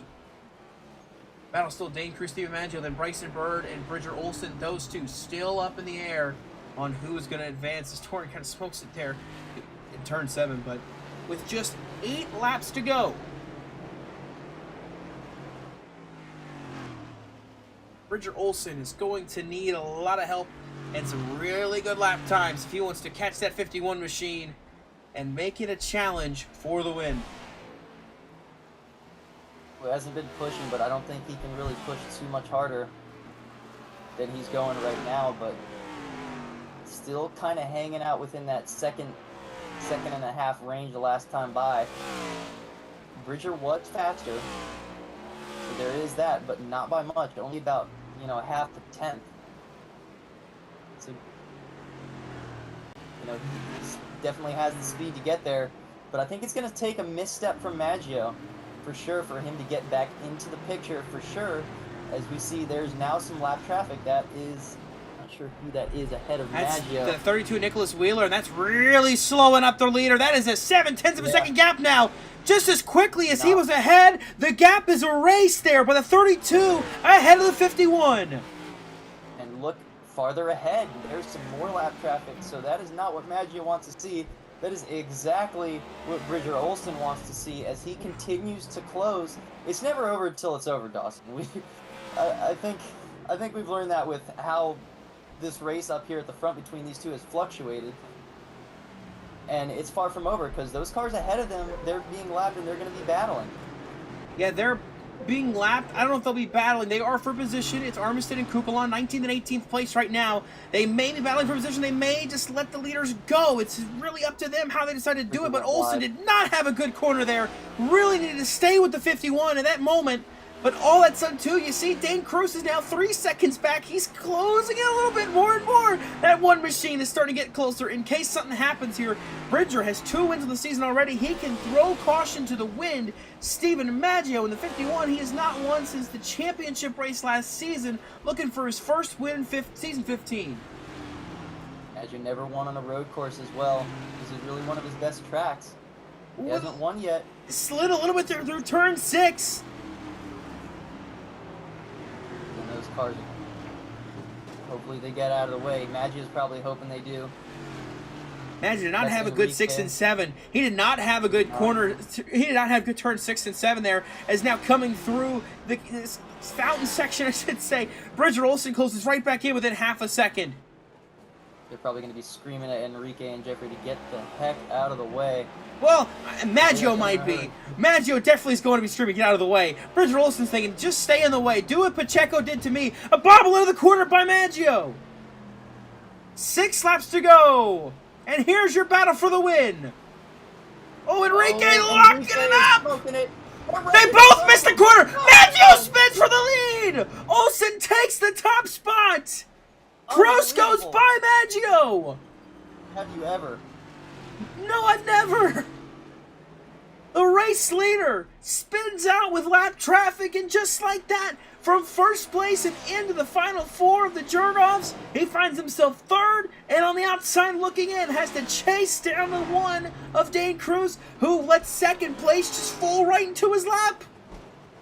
Man, that was just an unfortunate mistake by Maggio.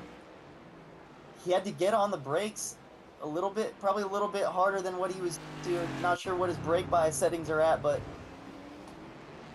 probably got a little bit too hard on the brakes, and turn one's kind of awkward. It's a little bit bumpy. It's kind of off camber, and just an unfortunate mistake spinning it out. I mean, it's got to be a reaction. It's reaction. It's a reaction to what he sees up ahead. You see that incident up ahead of him here, heading into turn number one. The 22 locks up, hits the 80, and he just hits the brakes to miss it. And because of that, he goes around. Bridger Olsen goes by, and Dane Cruz also was able to speed on by in the one machine.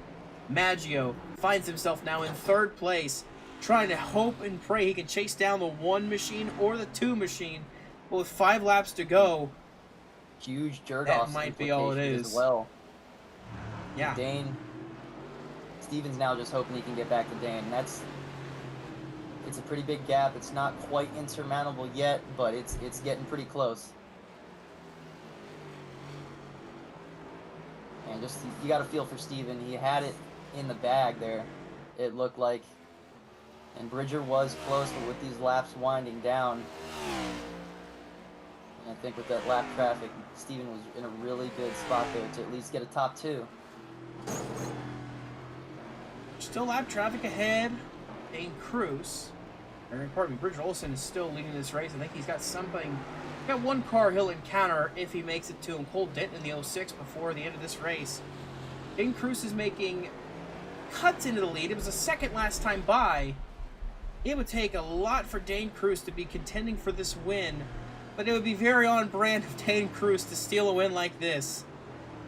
And stealing it from his driver. It'd be very on brand for Cruz Auto Racing. You know, I think Dane's just probably going to focus on, obviously, he would want to go out there and get this win. Get closer, he's inching closer.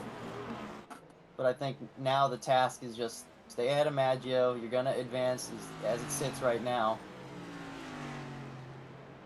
But, gosh, man, just an unfortunate break for Steven.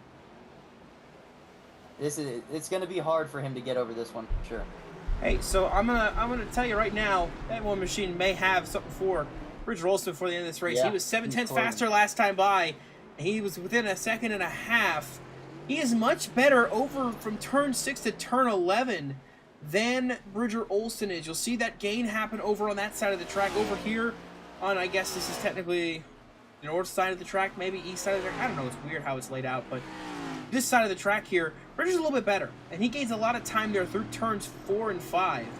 And then we head to turn 6, and it's like it flips a switch, and Dane is the better car. There's Cole Denton, lap car. Should get out of the way here for the two machines soon enough. We head through turn 6. By Dane, a lot more conservative in the corner. You'll see right here, he cuts in big time here. Back to a second and a half. Getting around that lap car is going to help Dane a little bit. Missed the entry of Congress Plaza just a little bit.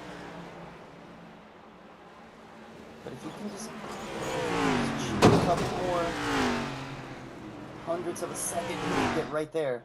Oh, that is not what he needed. He had just got really loose off the corner.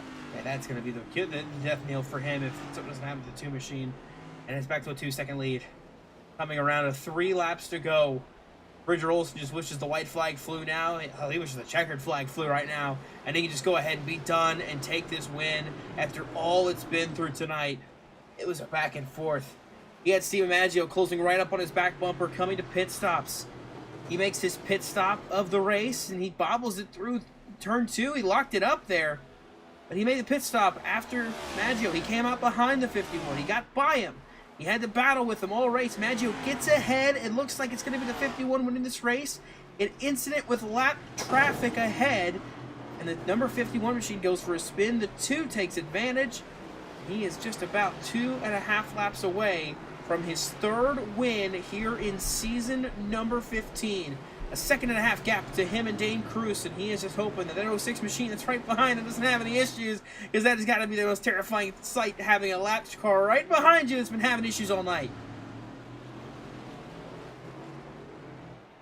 Yeah, Dane's just trying to keep Bridger honest right now.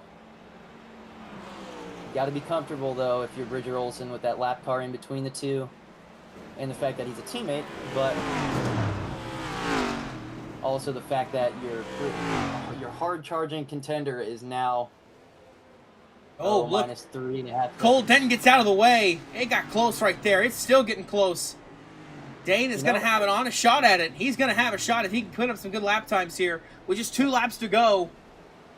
Maggio is not 9/10 whatsoever. 9/10 faster for Dane Cruz last time by. If he can replicate these last 2 laps, he can have a shot at the win. He just cannot afford to have a mistake.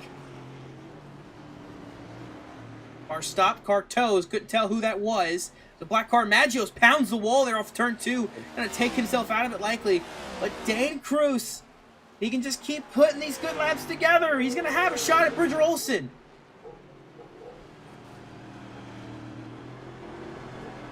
And he's just going to need... I think with just one misstep out of Bridger will put Dane right into his lap. Yeah, Bridger having... Oh, no, Bridger! Missed the corner! He blew the corner entirely! Dane Cruz now has a chance to capitalize! Can he steal this win away from his teammate to the lead? That damage might be a little too much for Bridger to handle. Costly mistake right there. And just like the Bridger of old that I talked about, likely he doesn't make a mistake, he makes a mistake. Maggio made a mistake too! Killed the car! And Dane Cruz is here to pick up the pieces! Coming around, he's going to have 1 lap to go with a 2.5 and scrolling lead. He is just going to run away with this now. He can... Well, he can't coast, but he is dang near there. Bridger's struggling, man. White flag is out. 1 lap to go. Dane just needs to put together a lap. He doesn't have to put together a good lap. He just needs a lap. Bridger has killed the car. He drove it into turn 6. He missed the corner entirely, and when he hit the tires, he knocked out that right front tire and pretty much killed any chance he has of catching this one machine. Dane Cruz now out in front, coming around this next time to take the checkered flag, so long as he can make it with no issues for his 2nd win this season.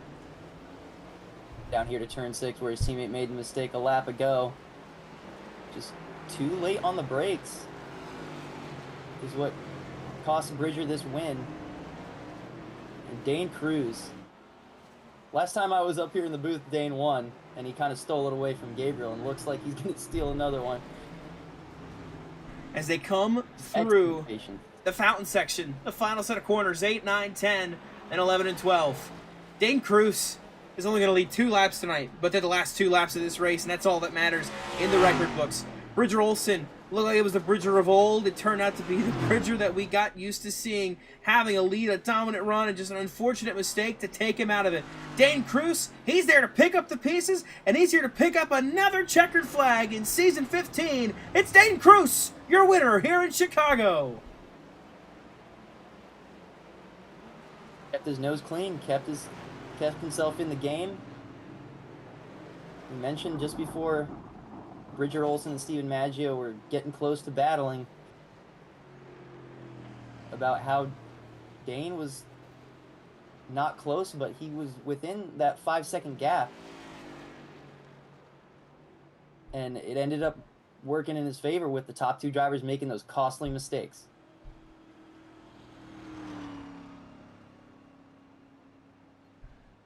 And you got to feel for guys like Bridger Olsen, Steven Maggio, who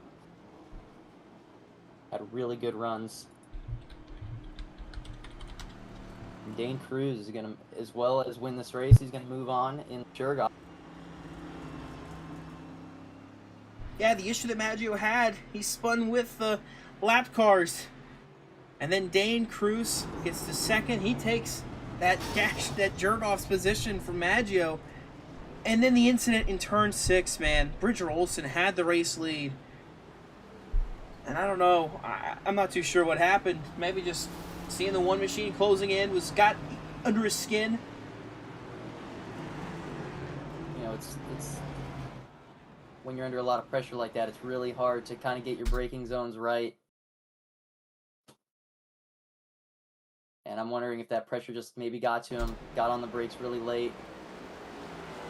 If you just get just 1 inch over that last part of the braking zone, there's no hope for you. You are going to go straight into the tire barriers.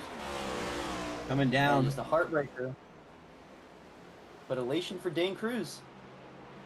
Kind of close. You can see where he locks it up and he just hits those tire barriers. And with that, Dane Cruz able to pick up the pieces and capitalize. Getting on board with the two machine. You'll hear it right here.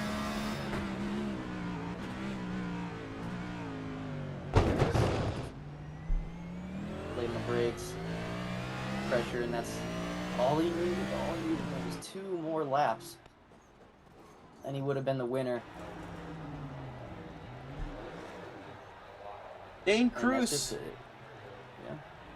They'll burn it down in the Shoey Sportsbook celebration shot here on the streets of Chicago. The first time ever here in the Slide Job Racing League, Dane Cruz puts his name first on the trophy.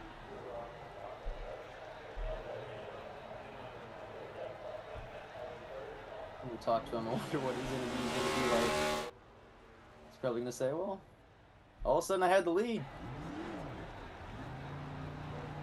Don't know much of anything else, but all of a sudden I just had the lead. And sometimes those are the most insane wins that you could possibly get. Because you're usually just resigned to the fact that, you know, I'm probably not going to win this race. I'm going to get a nice solid finish here, and then all of a sudden you end up in victory lane.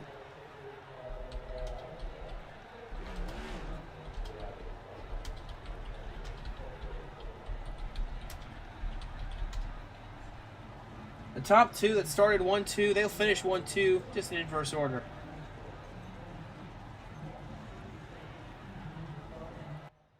Yeah, that team just really having a great year. Great season, rather. Yeah, and with the win tonight, Dane Cruz joins Bridger Olson as a multi-time winner here tonight. Steve Maggio, his run for the win, he came up short after the mistake there with the 80 and the 22. He'll finish third tonight. Gino Mero, a very quiet fourth-place run for that 46 machine. And Austin Doran, the rebound he had to make to get to 5th place after the drive-through penalty on lap 1. A good recovery, but you got to wonder, could he have been in the mix for that race lead as well at the end of this one? Gabriel DeHart as well, a lot of damage tonight. He'll finish 6th. Jonathan Jurgensmeyer comes home 7th. Dylan Parker comes home tonight in 8th. Jaden Hopp in 9th. And Justin Rott rounds out your top 10. So the top 10, James Bomar coming home in 11th. Matthew J. O'Brien moving on, coming home 12th. Got in Gabe Cazola, who had kind of a quiet night, ends up 13th. Bryson Bird is going to come up short, unfortunately. In the Jurgos, finishes 14th. Jonathan Parker, 15th. Jacob Locklear is going to bring it home 16th. Cole Denton, who we documented his struggles tonight, 1 lap down, ends up 17th. Enrique Cucalon coming home 18th. Nick Wheeler, 19th. And Jeffrey Armstead rounds out the top 20. 21st in tonight's race will be Michael Walls. It's Brody Falker in 22nd, and Yusuf Ghali 23rd. And Ernie Robinson, or actually Alexander Schumacher scored 24th. Robinson scored 25th. Pacheco in 26th. Then it is Brett Bennett and Sky McGurk both scored 28th. That's weird, but, you know, scoring breaks like that for a reason. Matt Steiner will come home 29th, and Ben Bafford will round out your top 30. And farther on back, guys who really didn't have the nights that they wanted. Michael Kruger struggled in qualifying, ended up 31st rather. Rivers Jones 32nd. Jimmy Cocker disconnected, ended up 33rd. Micah Allard 34th. Blaine Sparling 35th. Ethan Fonseca Moreno, who had a nice trip into the tires, ends up 36th. And last but not least, Connor Horn, making his debut, finishes 37th. That's your field of 37 tonight. So we'll try to get a hold of our top 3 finishers and see if they'll talk to us and how they're feeling after the race tonight. First things first, we're going to try to dial up our 3rd place finisher, Steve Maggio.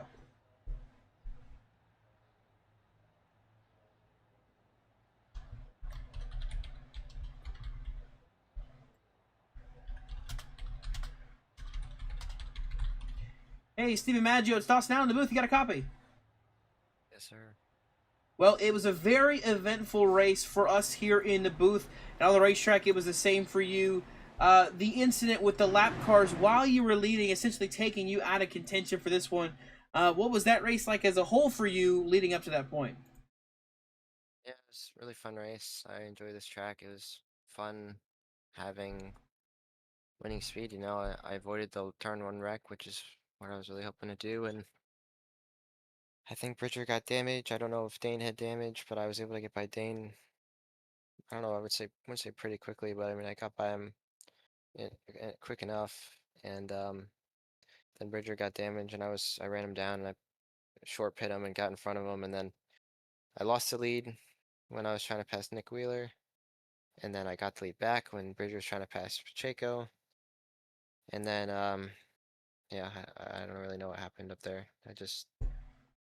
I've never been sad after a race, I don't think. I don't know if I've ever been this sad playing video games in general. I just want to win one of these things so bad, and I never won a road course. And, yeah, I put myself in position, and when they wrecked in front of me, I just messed up, I would have been off the brakes by the time I was turning in, and I wasn't because I was so worried about them maybe bouncing out in front of me, and that was it. I just spun it, so really, really sad about it. But it was a fun battle with Bridger, and I don't know what happened to him at the end to allow Dane by, but me, Bridger, and Dane were pretty much the same speed for most of that race, so it was fun to battle them, and yeah, it just sucks.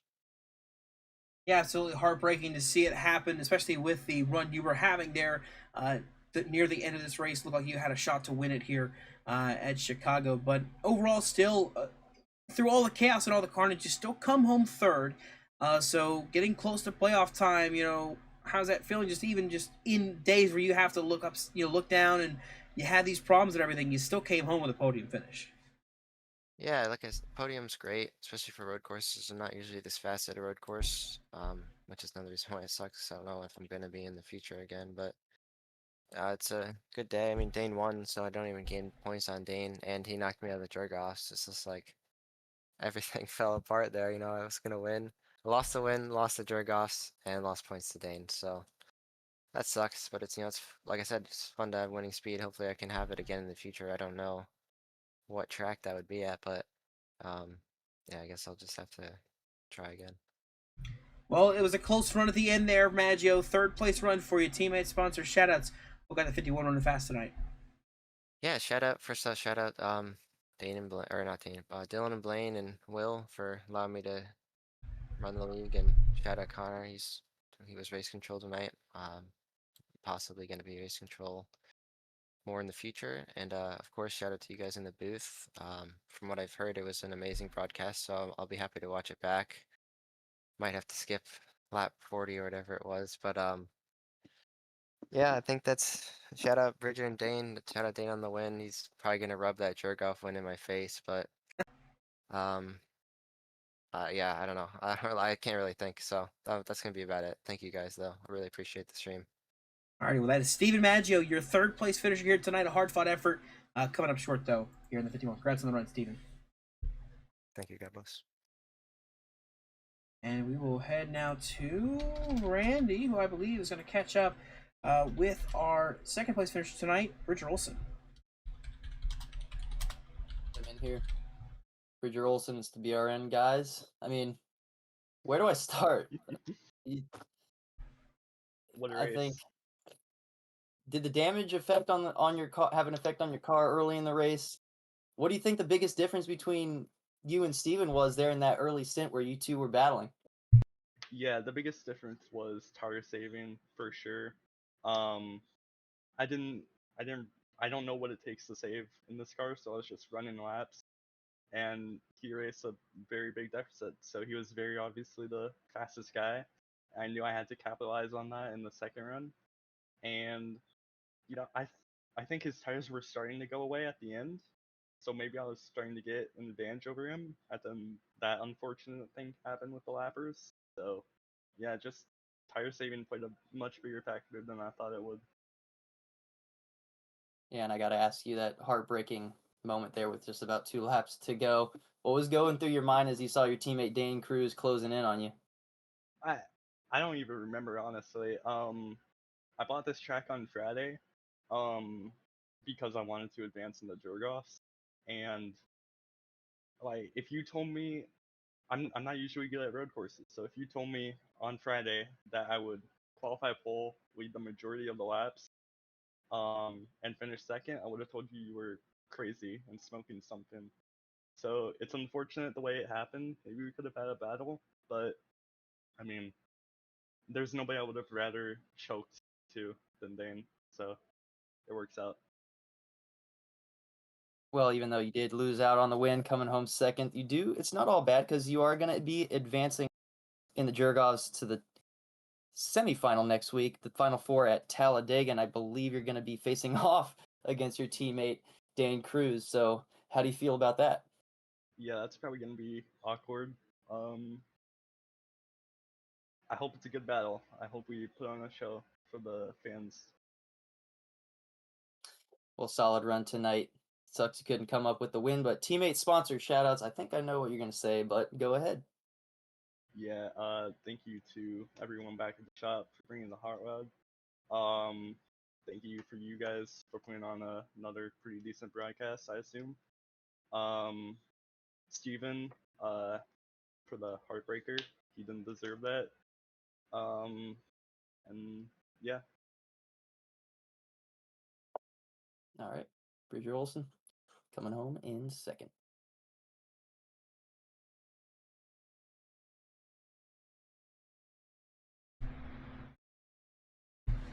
And we'll see if now if we can get a hold of our winner from tonight's race. Down to victory lane we go to catch up with Dane Cruz. And somehow, some way, through all the chaos, it's Dane Cruz in victory lane tonight. He takes home the checkered flag. Dane, first things first, congrats on the win, and second things second, where the hell did you come from? Well, I ran basic third like the entire race. First of all, I want to say, unfortunate to Steven and Bridger. Like I had some part in it either way. Maggio was my jerk off opponent, and Bridger, is my teammate. So it sucks to see him. He ran a really great race and was the dominant car, and I don't know what got him. I know he hit the wall and broke his car, but I don't know. He said he didn't do anything different, but I don't know. These cars are so sensitive around here with the bumps and everything. This track's really scary. And that's I just kind of prioritized not wrecking my car and keeping the tires on it, and everything worked out at the end. So this is not a track I ever expected to win at, like ever. Uh, and I like this track a lot. It's a lot of fun. So it's pretty cool to win here. Yeah, absolutely. And you were able to, get that second win now of the season. Multiple wins this season already. Multiple wins for you and Bridger both. What is that feeling like? As this season has gone on, you have been able to win multiple races, and Bridger's doing really good. He's been up front a lot this season. Just kind of heading towards the playoffs. As a team, being able to have these good runs tonight, like we had. Just heading into those playoffs. It's scary because my teammates are the ones that I'm kind of concerned about with the championship. Obviously, there's other people, like the usuals you see up front. I'm concerned about them too, but I don't know, man. Like, it's crazy because I want to win a championship. I think this is my best shot to get one. But I have my teammates, and I want Cruise Auto Racing to do well, and I want because these guys are my friends too, so I want to see them do well, and so it's crazy, and we're gonna see it next week at Talladega, where me and Bridger are going up against each other in the Jurgoffs, and we're teammates. We're gonna be on the same strategy. We're gonna spend a lot of time around each other, so it's gonna be really interesting. And he won Daytona this season, so we're both pretty good at that style of racing. So it'll be really interesting. I'm really looking forward to it. Definitely looking forward to seeing it next week as well. But Dane, it's a win tonight. Your second this season. I believe it might be your first on a road course here in the Slide Job Racing League. I'll have to fact check that, but Yeah, it might it be. was. It sounds like it would be. So yeah, a teammate sponsor shoutouts. What got that one machine to victory here in Chicago? Not crashing. um, I mean, I can't.